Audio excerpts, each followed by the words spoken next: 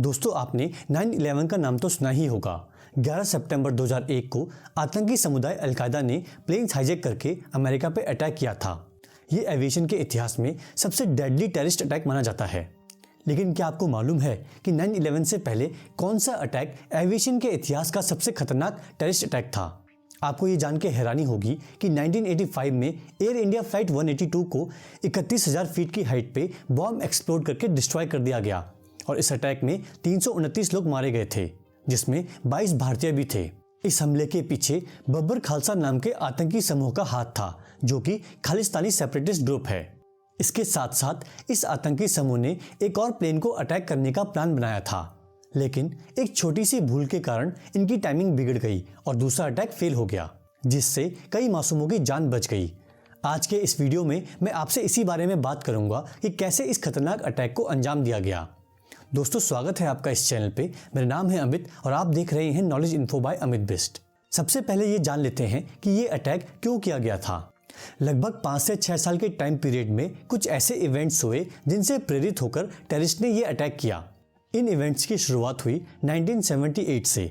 13 अप्रैल 1978 को यानी कि बैसाखी के दिन संत निरंकारी मिशन ने अमृतसर में अपने फॉलोअर्स का एक मार्च निकाला।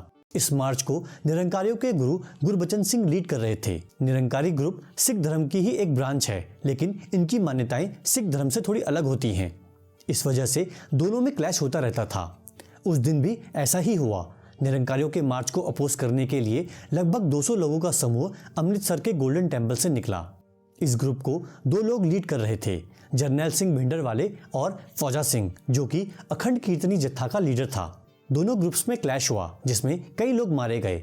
अब उस टाइम की अकाली दल की पंजाब सरकार ने 62 निरंकारियों पे हत्या का मुकदमा दर्ज किया, लेकिन हरियाणा हाई कोर्ट ने उन्हें यह कहकर बरी कर दिया कि निरंकारियों ने यह एक्ट सेल्फ डिफेंस में किया है। पंजाब सरकार ने इस डिसीजन को हायर कोर्ट में चैलेंज नहीं किया और इस वजह से निरंकारियों को मीडिया में पॉजिटिव रिस्पांस मिलना शुरू हो गया था। ये देख के जर्नैल सिंह ने निरंकारियों के खिलाफ बयानबाजी तेज कर दी।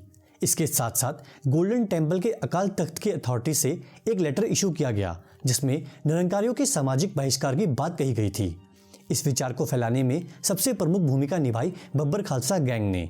70 के दशक में इंडिया से काफी सारे सिख कनाडा में शिफ्ट हुए और 1980 तक कनाडा का वैंकूवर इलाका इंडिया से बाहर सिख कम्युनिटी का सबसे बड़ा सेंटर बन गया था। इन प्रवासियों में तलविंदर सिंह परमार, अजैब सिंह बागरी, रिपु दमन सिंह मलिक और इंद्रजीत सिंह रयात भी थे। इन्हीं लोगों ने इस अटैक में मुख्य भूमिका निभाई। तलविंदर सिंह परमार ने अखंड कीर्तनी जत्था के मिलिटेंट विंग को लीड किया। बाद में यही ग्रुप बब्बर खालसा बन गया था। 1981 में परमार लुधियाना में 2 पुलिसकर्मियों की हत्या करके कनाडा भाग गया। परमार पे 6 लोगों की मौत का मुकदमा चला।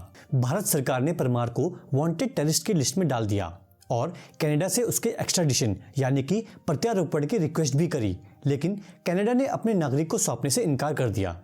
इसके बाद 1983 में जब जर्नैल सिंह अकाल तख्त की पोजीशन पे पहुंचा तो उसने गोल्डन टेम्पल में हथियार जमा करने शुरू कर दिए। इसके बाद से सिख समुदाय और इंडियन गवर्नमेंट के रिलेशन बिगड़ते चले गए। उस समय की पीएम इंदिरा गांधी ने गोल्डन टेम्पल में ऑपरेशन ब्लू स्टार चलाया, जिसके रिटेलिएशन में 31 अक्टूबर 1984 को उनकी हत्या कर दी गई। फिर देश में एंटी सिख राइट्स हुए, जिसे आईएनसी यानी कि इंडियन नेशनल कांग्रेस के कुछ मेंबर्स ने लीड किया। इन सारे इवेंट्स को कनाडा में बब्बर खालसा के गैंग ने सिखों के प्रति अत्याचार के रूप में लिया और ये ग्रुप बदला लेने की ठान चुका था। दोस्तों ये थी इस अटैक की बैकग्राउंड। अब बात करते हैं कि इन्होंने इस अटैक की तैयारी कैसे की। तलविंदर सिंह परमार कनाडा में इंद्रजीत सिंह रयात से मिला।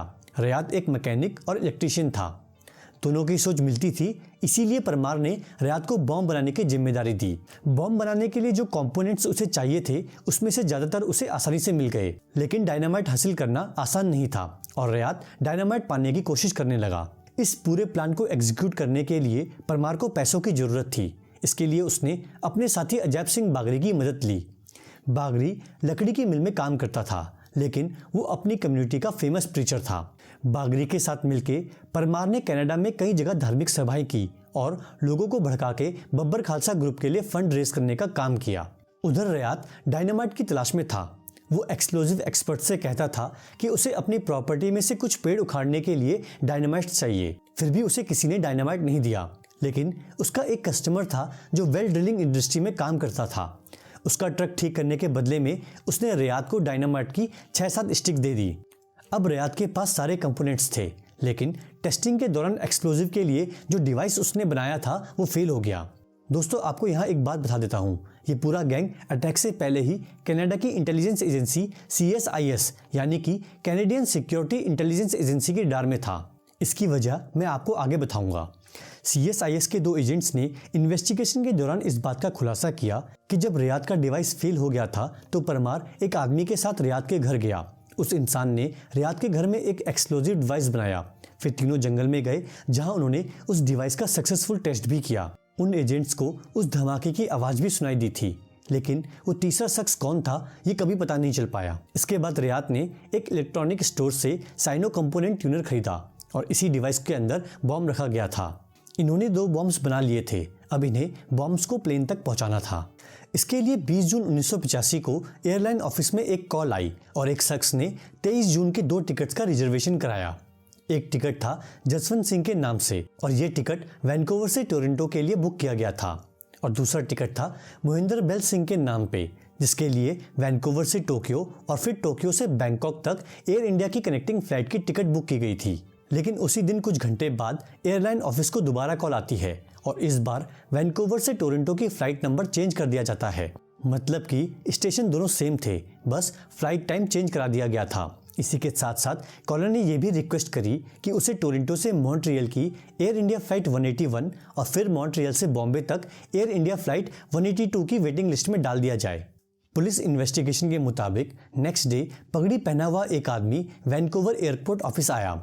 उसने लगभग $3000 देके दोनों टिकट्स बुक कर दी और पैसेंजर्स के नाम भी चेंज करा दिए। जसवंत सिंह हुआ M सिंह और मोहिंदर बेल सिंह चेंज होके बना L सिंह। नेक्स्ट डे 22 जून को M सिंह नाम से एक पर्सन ने वैंकूवर एयरपोर्ट पे चेक इन किया। उसने अपने एयर इंडिया फ्लाइट 181 और 182 के टिकट स्टेटस के बारे में इंक्वायरी की। वो उस टाइम भी वेटिंग लिस्ट में था। एयरपोर्ट के कर्मचारियों ने उसे दूसरी फ्लाइट का ऑप्शन भी दिया, लेकिन उसने अल्टरनेटिव लेने से इनकार कर दिया। लोकल टाइम के हिसाब से उस फ्लाइट ने मॉर्निंग में 9:18 पे उड़ान भरनी थी। M सिंह ने फ्लाइट उड़ने से ठीक पहले वैंकूवर एयरपोर्ट के स्टाफ से टोरंटो में अपना लगेज एयर इंडिया फ्लाइट 181 में ट्रांसफर करवाने की रिक्वेस्ट की। पुलिस रिकॉर्ड के हिसाब से एयरपोर्ट स्टाफ ने पहले तो उसकी रिक्वेस्ट ये कहकर डिक्लाइन कर दी कि अभी उसका टिकट फ्लाइट 181 में कंफर्म नहीं है। लेकिन जब M सिंह ये कहकर वहां से वापस जाने लगा कि मैं अपने भाई से तुम्हारी बात करवाता हूं, तो स्टाफ मेंबर ने नरमी बरतते हुए उसकी बात मान ली। इस स्टाफ मेंबर का नाम जेनी एडम्स था और बॉम्ब एक्सप्लोड होने के बाद एडम्स को ये रियलाइज हुआ कि उसकी एक छोटी गलती की वजह से कितने निर्दोष लोगों की जान चली गई। इस M सिंह की कभी पहचान नहीं हो सकी क्योंकि ये वैंकूवर से टोरंटो की फ्लाइट में बैठा ही नहीं और प्लेन इसका बैग लेके 9:18 पे टोरंटो के लिए निकल गया। ये प्लेन शाम को 4:22 पे टोरंटो पहुंचा। इंटेलिजेंस एजेंसी ने एयरपोर्ट अथॉरिटी को पहले ही आगाह किया हुआ था कि सिख एक्टिविस्ट कोई एक्शन ले सकते हैं, इसीलिए एयरपोर्ट पे एक्स्ट्रा सिक्योरिटी का इंतजाम किया गया था। हर बैग को एक्सरे मशीन से चेक किया जाना था, लेकिन उस दिन एक्सरे मशीन खराब हो गई। अब आप इसे कोइंसिडेंस समझिए या फिर साजिश, ये आपके ऊपर है। मशीन खराब होने के कारण सिक्योरिटी स्टाफ ने एक पोर्टेबल एक्सप्लोजिव डिटेक्टर से बैग्स चेक किए, लेकिन वो बॉम्ब वाला बैग डिटेक्ट नहीं हो पाया और बॉम्ब एयर इंडिया फ्लाइट 181 के कार्गो स्पेस में पहुंच गया। 8:15 पे ये फ्लाइट टोरंटो से मॉन्ट्रियल के लिए निकली और इसके ठीक 45 मिनट बाद ये फ्लाइट मॉन्ट्रियल पहुंची। यहाँ से इस फ्लाइट का नंबर एयर इंडिया 182 हो गया। इस प्लेन का नाम एम्परर कनिष्क था। 307 पैसेंजर्स और 22 क्रू मेंबर्स को लेके ये फ्लाइट मॉन्ट्रियल से इंग्लैंड के लिए निकली। वहां से इसे दिल्ली होते हुए अपने फाइनल डेस्टिनेशन मुंबई तक आना था। इस प्लेन को कैप्टन हंस सिंह नरेंद्र उड़ा रहे थे और को पायलट का नाम था सतविंदर सिंह बहिंदर। आयरलैंड के समय अनुसार सुबह तकरीबन 8 बजे एयर इंडिया फ्लाइट रडार से गायब हो गई। आयरिश एयर ट्रैफिक कंट्रोलर ने फ्लाइट से कांटेक्ट करने की कोशिश की, लेकिन कोई कांटेक्ट नहीं हो पाया। एयर इंडिया फ्लाइट 182 आयरलैंड से लगभग 190 किलोमीटर दूर एक्सप्लोड हो गई, जिसमें सारे यात्री मारे गए। इस दौरान एल सिंह ने दूसरे बॉम्ब को वैंकूवर से टोक्यो की फ्लाइट के कार्गो में पहुंचा दिया था। इस रूट पे कोई खास चेकिंग नहीं हो रही थी, यहाँ तक कि एक्सरे मशीन भी यूज नहीं की जा रही थी। एल सिंह ने भी प्लेन बोर्ड नहीं किया। आगे चल के इस फ्लाइट का लगेज टोक्यो से बैंकॉक जाने वाली एयर इंडिया की फ्लाइट 301 में शिफ्ट होना था, लेकिन वो बॉम्ब टोक्यो के नरीटा इंटरनेशनल एयरपोर्ट पे उस वक्त एक्सप्लोड हो गया जब एयरपोर्ट के कर्मचारी लगेज शिफ्ट कर रहे थे। इस हमले में 2 जापानी कर्मचारी मारे गए। दरअसल अटैकर्स ने दोनों बॉम्ब्स को एक साथ एक्सप्लोड करने का प्लान बनाया था, लेकिन जापान में day light saving time rule को ऑब्जर्व नहीं किया जाता, इसीलिए दूसरा बॉम्ब एयर इंडिया फ्लाइट 301 के उड़ने से 1 घंटे पहले ही फट गया। हालांकि इस हमले में भी 2 लोग मारे गए थे, लेकिन एयर इंडिया फ्लाइट 301 के 177 पैसेंजर्स की जान बच गई। फ्लाइट 182 में मारे जाने वाले लोगों में से 268 कनाडा के और 27 यूके के सिटीजन थे। 22 सदस्यों का क्रू इंडिया से था और इस प्लेन में 12 पैसेंजर्स स्टेटलेस थे, यानी कि किसी भी देश के नागरिक नहीं थे।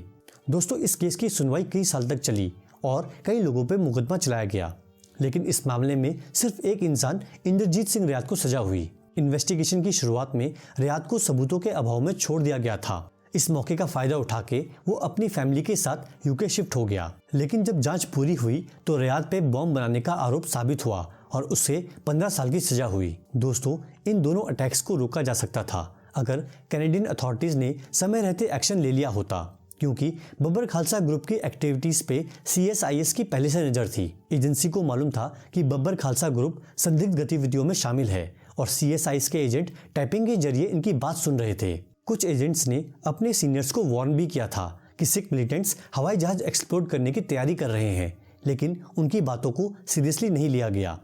बॉम्बिंग से कुछ महीने पहले कनाडा के एक एक्स-कॉन ने पुलिस को टिप दी थी कि उसे प्लेन में बॉम्ब रखने के लिए $2 लाख की पेशकश की गई, जिसकी कीमत आज के हिसाब से 4 करोड़ रुपए होती। इसके साथ साथ हरनैल सिंह ग्रेवाल नाम के एक चोर ने भी अपनी सजा कम करवाने के बदले में ये टिप दी थी कि बब्बर खालसा गैंग एयरप्लेन को निशाना बनाने वाला है, लेकिन पुलिस ने इसे भी अनदेखा कर दिया।